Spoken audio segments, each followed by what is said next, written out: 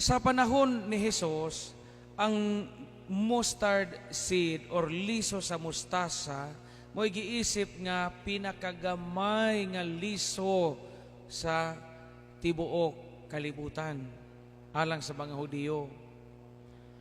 Pero katingalahan kay ang gamay nga liso mahimong usa ka kahoy. Apan unsa may gipasabot niini diha sa tong kinabuhi? Kay duha man ka analogy ang gigamit sa Ginoo karon paghulagway sa gingharian sa Dios. Liso sa mustasa o kining igpapatubo og pan, kanang yeast. Sa atong kasinatian, nakabantay mo na ay mga ginagmay nga buhat mga igsuon. Gamay ra kaadjong buhat sa usa ka tawo nga dakog impact sa kinabuhi sa uban. Kana bang gamay kayo nga buhat pero pinaagi anang gamay nga buhat na ay mga tao nga matandog, na ay mga tao nga madasig, ug na ay mga tao nga makakitag inspirasyon sa kagamay sa maong buhat. Example, nga di ko makalimot. Katong ahong tatay sa una, si tatay naho sa buhi pa, no, nagnaman si nang pili ani Auntie Pili. Katong tatay nihit na jud panahon nga masuko. Upusit po silang nanay, kasi nanay po magsigir ka itok. Na, kato si tatay sa una, baw, wi ko nihit ka adyo nga makakita ko niya nga masuko. O gani, sukat ko gainundan og buot, hangtod nga ako, nahuman og eskwela sa pagkapari, wa adyo ko kahinumdom nga nalatusan ko sa akong tatay. Wa adyo ko kahinumdom nga bisag nawit ka na lamang kog usa ka buok gungi. Pero si nanay, kanunay dyan malambahan. Pero among tatay, di dyan ito manglatos. Nga naman, kung masuko to among tatay, ay diyang buhaton, iya ming padaganon. Mahita makajabu mig tuba, or makabuak mig galon, makabuak mig plato, mo yung dagan. Di gani ka mo dagan, punawan ko, dagan. Munang managan mi. Ay ninigdagan na mo, taod-taod, mauli mi. Hawa na siya masuko. Di ko kalimot ana hangtod karon. Mo nang nakakatuon po ko nga kanang dugay po ko, adi po ko basta-basta pasukon da jon. Asa puton mo po ko usahay pero kana bang di po ko masuko ko nga nihit ang panahon nga murag masuko jud ko nga masuko jud tinuod. Iya na ba? Gamay nga buhat nimo na ay impact sa ubang mga tao. Mo na ibot ipasabot aning liso sa mustasa. Ng liso sa mustasa. Walang kakahibaw nga kanang gamay ni mong buhat hingtubo og hingdako na unya nakapabuhi og nakapadasig sa ubang mga tao. Parehago daghang mga magtiazon nga kadazon labi na sa una sa wapay mga di pagsakyanan, daghang mga maestra nga maminjo og driver og habal-habal. Ngano man tungod anang kuha-kuha. Kuhaon ini kabuntag, bisag wa mo yung kuhaon. Nanigagi ang dan nga libaong breakan po galit di mahi tugpa po to atong dughan atong likod atong driver o gabal-habal nga ulitaw. Nani kahapon bisag pa mo magklase alas 3 to ana atong gate sa Carmel Academy gahuwat kay gakuha na. Iagi pog tuzo ini kahapon atong libaong di gaundak-undak pog maestra in taon. Napaod pog tangkugo de. Naminjo kakadazon.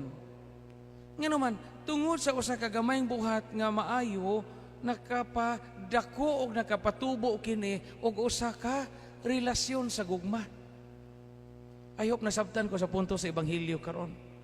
Munibot ipasabot ni Jesus, ang ato nga mga gagmayng buhat, basta kay maayo kini, parihas nigliso sa mustasa ug igpapatubo og paan nga di kakabantay nga wa mailhi ang imong gamayng buhat pero nakapatubo dinhi sa usa ka minasa o nakapadako sa minasa nga gamunong paan. Mga ayaw mo ka hadlok nga inyong mga buhat mo yung unsa ra ko Father. Wa magani koy dungog, di magani sikat ang apelyido sa lungsod. Wa gani koy titulo, wa gani koy diploma. Ayaw na himo ang babag aron ka makahimo og maayong butang aron makatampo ka sa pagtubo sa gingharian sa Dios. Kay ang dako nga butang magsugod na sa pinakagamay nga buhat nga maayo murag liso sa mustasa. Pragod kana mga bata tawa karon kitang mga manimbahay, kasagaran nato manimbahay karon produkto matag mga lulog lula nga pugson tagpasimba.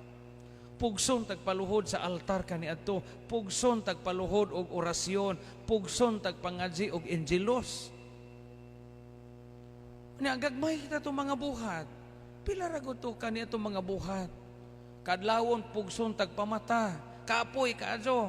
Sus kinakapuyan ning bata pamatuog kaadlawon. Nausahay bitaw mangilat ta mohigda ta kananduhan nato katuhod may bukutag habo. Aron rag tan-awon kita po sa tong lula nga gatikungkong ta. Jadi na mapug katubag o Santa Maria, bonaw na pod kaadlawon pa latusan na dito kay wala makatubag og mag Santa Maria kay nakatuog man tuhod ra may gihabuan. Kaya ba mo karon maghuna-huna ka anak mo yung kagsalamat. Salamat kay giingon adto ko sa ahong lulo, salamat kay giingon adto ko sa ahong lula.